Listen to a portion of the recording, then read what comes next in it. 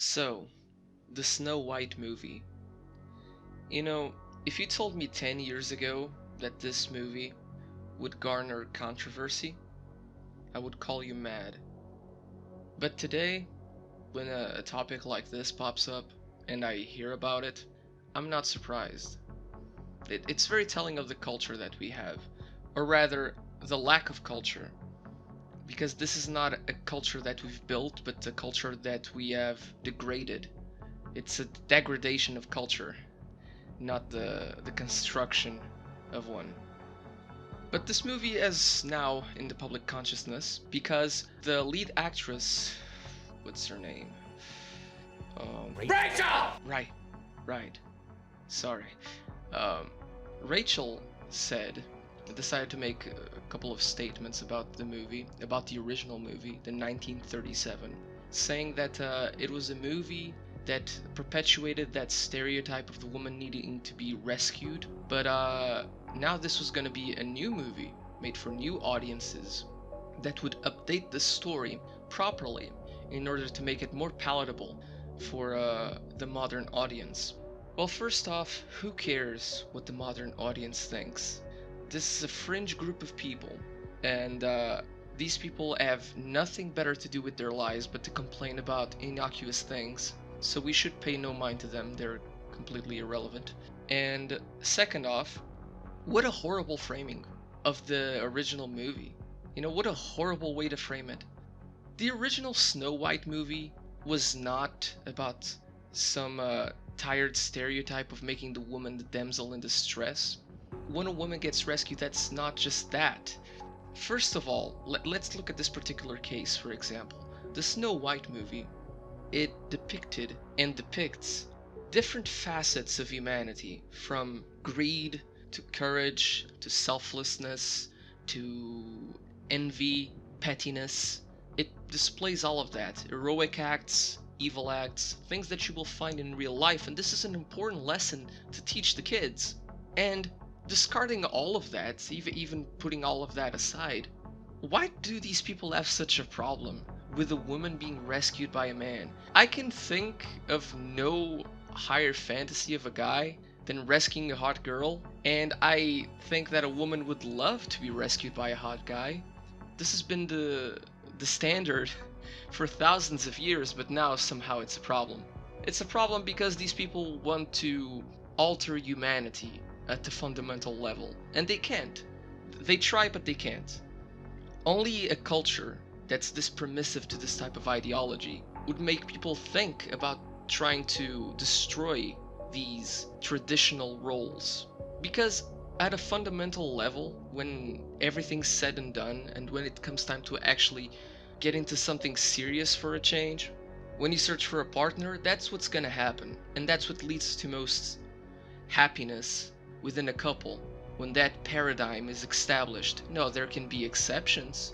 I'm not saying there can't, but we are so concerned all the time about the exceptions, we forget about the majority and neglect them, forgetting that the majority is what has built civilization. It's what works. So if it works, we need to nourish that. We don't need to neglect it, we need to nourish that. We can acknowledge that there are exceptions, but those are few and far between.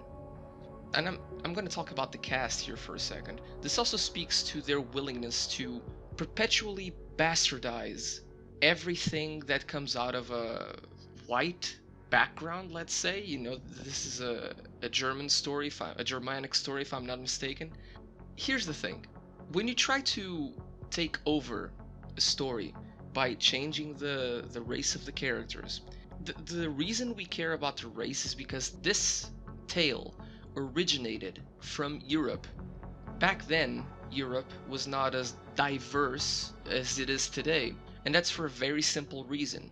People developed into different races to deal with the different conditions around the globe. It only stands to reason that there will be no black people, no brown people in Northern Europe. Now, around the Mediterranean, you would have some variety because basically around the Mediterranean you would have people that would basically look the same, but would have different skin tones depending on the exposure. But this is why if you go to Sicily and you go to Egypt, you will find many people that look similar. But the point here is that bastardizing any culture is wrong. There is nothing more sad to me than the erasure and the deletion of a culture. When I go to France, I want to see the French culture. When I go to England, I want to see the English culture. And when I go to Japan, I want to see the Japanese culture. What benefit do we reap by having people that look different, but at the fundamental level, they're just copies of each other? This is not even multiculturalism, this is just uniformity. We're just a goop of cultures, and there's no difference between us. And the other thing is that I find it highly disrespectful to go to another culture and basically twist their tails in your own image. For example, let's say if I go to Africa and I want to make a movie around Shaka Zulu. It would be highly disrespectful for me to go there and make a movie about Shaka Zulu and he would be a white guy. I would be all up in arms about that, because that is wrong. It is wrong, because you're erasing a culture, and second off, you're not depicting things as they were. Now, there's this argument, though, it's a fantasy movie, so it doesn't matter as much as an historical accurate movie. Well, it does, because the myth is from that land, and it represents what that land, their values, the way they created the mythos. It is a cultural piece of that land, and you're effectively just taking it and appropriating it. I can think of no better example of cultural appropriation, and I don't even like these terms, than this. But it has been happening for a while now. I'm not surprised. Their intent is to try and demoralize people. But now more to Rachel for a second, and you guys are gonna excuse me for 30 seconds because I'm gonna say some simp shit. And for these 30 seconds, I can say that without being a simp, so there you go. Rachel, you are an attractive woman. You are good looking. You have connections. You're at the start of your career. You should not try to ruin your career for something so fleeting as the woke, or rather the intersectional anti-white ideology. And I say that because at the end of this culture war, you will have one result, and that is that this woke intersectional ideology will die.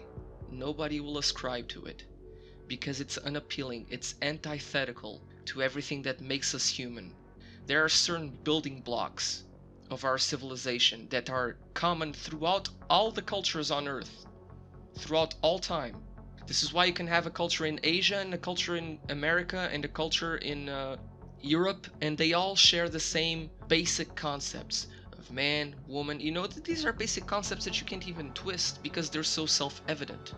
Here's the thing, you cannot fight reality, or you can try, but you will lose every time.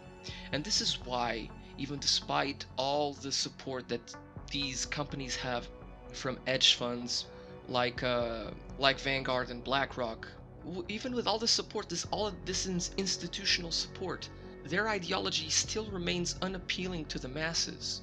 You can't change the paradigm of reality. You can try to remove yourself from it, but all you're gonna do is effectively be chasing the golden pot at the end of the rainbow.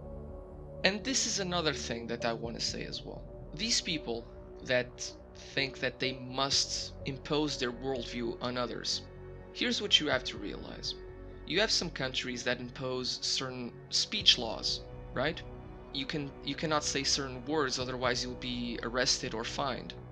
Here's the thing, let's assume that those laws are actually doing something correct. They are protecting something that's correct, morally correct. I don't believe that it is, but let's assume it is for sake of argument. When you have laws that force people to be good people, you don't have a populace that's full of good people.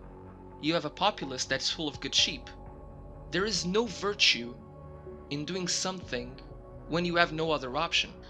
Virtue only comes when you have the option to choose a bad thing, but you choose to do the correct thing. That's why I'm a big believer in liberty with responsibility. And there are things that you cannot start restricting with the law. You will have to let the societal norms trim that throughout the times. For example, let's say you want to burp in the middle of the metro. It's not illegal. I don't think it should be illegal, but it's unpleasant. You're proving yourself to be an idiot, frankly, a douchebag. But those type of actions should be curtailed by social shaming, not by laws. I don't think anybody should be arrested for something like that. And it is a big problem nowadays that we have basically crimes that are punished disproportionately to their severity. And other crimes that are actually serious are not being punished. But that's a whole nother story. So Rachel, here's my advice to you. You can have a successful career by just keeping to yourself. You don't need to spout these ideologies. Otherwise, you're just going to be a person that ages like milk. Because this is very contemporary, but also very ephemeral. It's gonna go away. That end will be here faster than you think. And once again, just make the right choice, not because you're forced to, but because you choose to. That should be the motto of our civilization, and unfortunately it's not. Unfortunately, the concept is you should be forced into doing the right thing. That doesn't breed a virtuous society, that breeds an obedient and subservient society.